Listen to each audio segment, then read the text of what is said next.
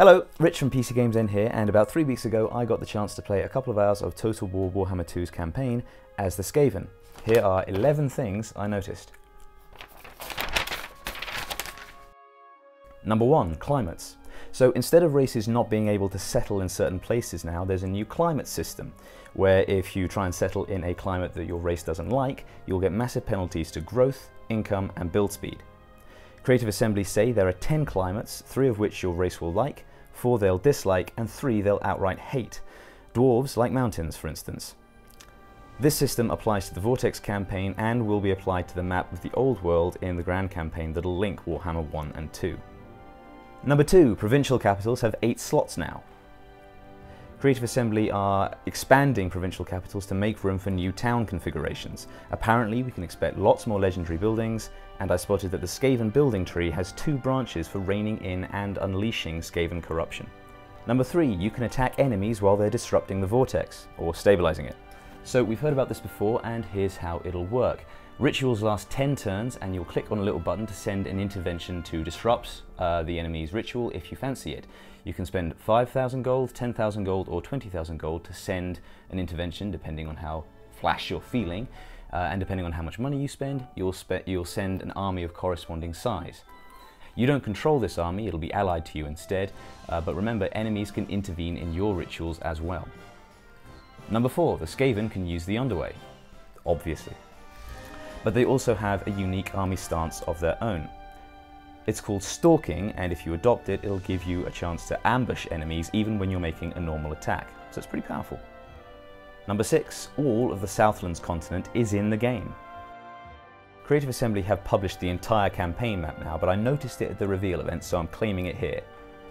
The fact that the entire Southlands continent is in the game means that Tomb King and Arabian territory is also in the game, including notable monuments like the Black Pyramid of Nagash and the Black Tower of Arkan. Basically, you can bet on Tomb King DLC coming out at some point, probably before the end of 2017. And that might not be all. Number 7, ARABY might be DLC. So ARABY are a minor human faction who live to the west of the Tomb Kings, and now that we've seen Norska in Warhammer 1, an army who never got an army book, there's every chance that ARABY could come to Warhammer 2. They were actually supported in Games Workshop's specialist game Warmaster, which is set in the Warhammer universe. They got official models and everything, including genies, Arabian Knights, good one GW, camel cavalry, carpet riders, and elephants. There was also an Arabian unit in the Dogs of War faction for Warhammer's 5th edition and an Arabian ship in Dreadfleet. It's also worth noting that apart from ARABY and the Tomb Kings, there aren't any major factions in Warhammer lore who have got new territory in the New World map, whereas in the Old World for Warhammer 1, Creative Assembly added 4 new races, or 5 if you count Bretonnia, so they don't have too much to work with if they want a similar quantity of DLC. Number 8, Usheran and Wusseran are in the game. Sorry, one for lore nerds this. So the Vampire Count faction right now is basically all about the Von Carsteins, who are the most notorious Vampire Count faction in the Old World, but their species actually originated in the Land of the Dead. Wusseran and Usheran are 2 of the most significant non-Von Carstein vampires in the lore, having each started their own rival vampiric bloodlines. Accordingly, the Necrarch Brotherhood are a new vampire faction led by Wusseran, and the Strigos Empire are another, led by Usheran. He looks like a real Strigoi in the diplomacy screen as well, not just a generic vampire reskin. The Necrarchs are demented wizards who lock themselves up in towers and experiment on things, while the Strigoi are bestial monster vampires who really let themselves go after their empire was destroyed. The Black Pyramid and Black Tower are in their territory right now, but expect them to get displaced when the Tomb Kings arrive.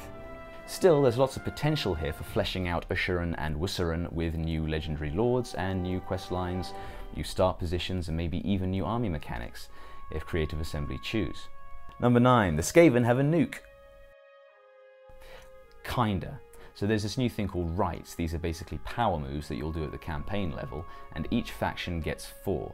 One of the Skaven ones summons a Doom Engineer who can burrow underneath enemy cities and detonate a Warpstone bomb. Creative Assembly say it'll severely damage their buildings, dealing a tremendous blow. Ergo, nuke. Kinda. Number 10, plagues are back. Another Skaven right summons a Pestilence Priest who can spread plagues to enemy armies as a hero action, and then he dies because, I don't know, job done.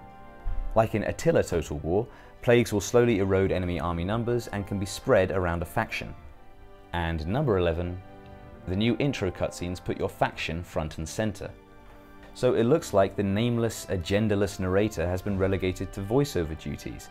When I started the Skaven campaign, he merely set the scene and then the rats took over. With some very pretty art and animation as their backdrop, the fully voiced members of the Council of 13 schemed beneath the world. The narrator is also gone from the flyover that starts the campaign too, as that's narrated by a suitably manic and twitchy Queek headtaker. So this looks like a pretty cool way to put more of your Legendary Lord's personality across.